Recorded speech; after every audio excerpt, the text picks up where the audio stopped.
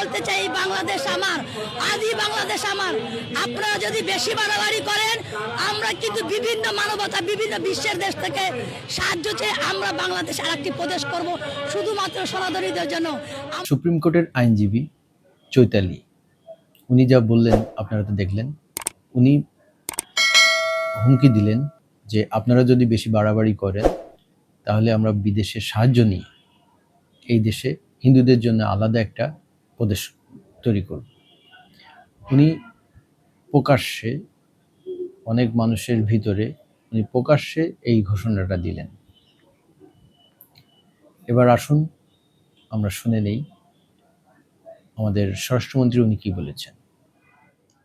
তার মধ্যে প্রসঙ্গক্রমে একজন ভদ্রমহিলা যিনি আলাদা প্রদেশ চেয়েছে বললেন, সেই প্রসঙ্গটাও এসছে।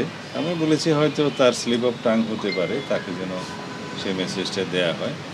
হয়তো অনেকে অনেক সময় বক্তৃতা দেওয়ার সময় অতি উৎসাহে অনেক কিছু বলে ফেলে। উনি বললেন এটা স্লিপ অফ টাং, অথবা অনেক সময় বক্তব্য দিতে যে হুশজ্ঞান থাকে না, তাই অনেক কিছু বলে ফেলে। ওনার কাছে একটা প্রশ্ন, ইন্ডিয়াতে যদি কুলসুম বেগম নামে কোনো মুসলিম মহিলা, সে অ্যাডভোকেট হোক আর সাধারণ গৃহিণী হোক, সে যদি এরকম একটা বক্তব্য দিত, আমরা সবাই জানি ইন্ডিয়াতে কিভাবে মুসলিম এবং খ্রিস্টানরা নিগৃহীত হচ্ছে। যেমন দেখেন, গরু গোশ রাখার অপরাধে, গরু গোশ খাওয়া অপরাধে, ইত্যাদি ইত্যাদি অপরাধে নিগৃহীত করছে, মানুষ মেরে ফেলতেছে,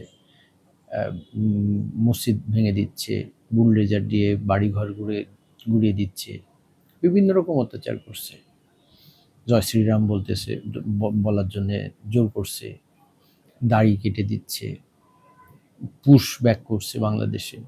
তো এই সময় যদি কুলসুম বেগম নামে কোনো মহিলা অ্যাডভোকেট সেখানে এই ধরনের কোনো কথা বলতো যে বাইরের কোনো সাহায্য নিয়ে ইন্ডিয়াতে মুসলিমদের জন্য আলাদা একটা প্রদেশ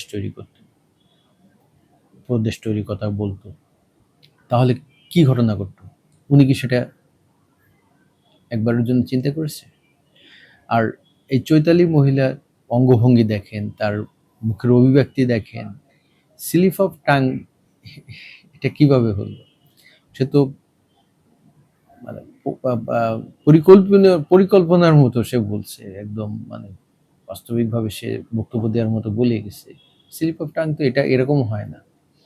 দেখেন, বাংলাদেশে একজন কি এক বিক্রমপুরী নামের একজন মাওলানা আছেন, তিনি এই 5ই আগস্টের পরে বিনা কারণে, কোনো কারণ ছাড়া তাকে বাংলাদেশ পুলিশ তাকে ধরে নিয়ে জেলে রেখে দিয়েছে মাসের পর মাস। কোনো কারণ নেই, তাকে ধরে নিয়ে রেখে দিয়েছে। কেন রেখে দিয়েছে? নবডি নোস।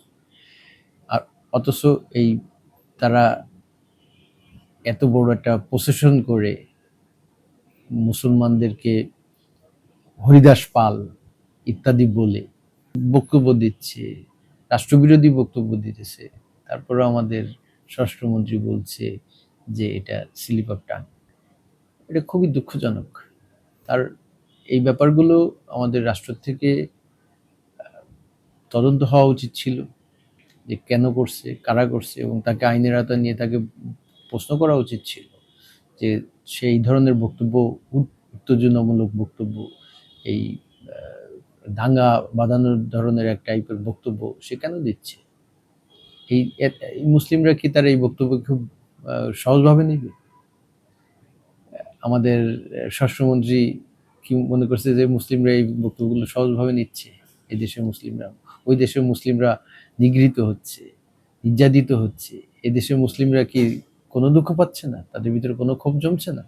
তারপরে যদি হিন্দুরা এরকম ধরনের কোনো এরকম বক্তব্য দেয়, সেটা আগুনে ঘি দেওয়ার মতো হবে।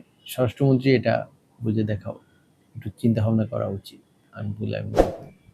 আমার কন্টেন্ট যদি আপনাদের ভালো লাগে তাহলে আমার চ্যানেল সাবস্ক্রাইব করবেন, শেয়ার করবেন, ভালো থাকবেন। ধন্যবাদ।